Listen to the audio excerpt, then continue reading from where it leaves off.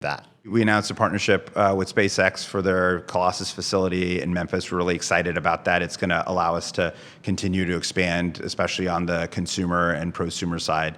But that's just one example of us just, as you said, looking for near-term compute wherever we can get it. As the compute base grows, that near-term compute becomes a smaller and smaller fraction of what's available and what's out there.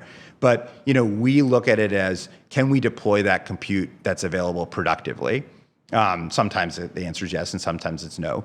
But if we can, then we look at like kind of the economic return on it, based on what it's priced, what duration we have it for, where it's located, what type of compute it is, and how efficiently we can run it. So we have kind of a process to assess.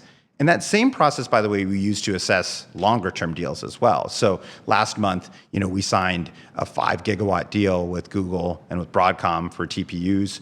Starting in 2027. We also signed a deal with Amazon for Trainium for up to 5 gigawatts as well. It was an over $100 billion commitment, and a lot of that compute is actually already landing and will land in the rest of this year into next year. And so if you think about it, it's a bit of this layer cake of compute that's starting at different times with different capabilities, and we're very dynamically comparing that compute. It's price performance over time. That's really, really important to us when it lands, and what we think we can do with it internally in the business. And so there's so many different variables you have to optimize for around, what compute it is, at what cost, and over what time horizon. But we have a pretty dynamic way of looking at kind of near-term compute and then medium to long-term compute. But the things we're assessing are largely the same. What is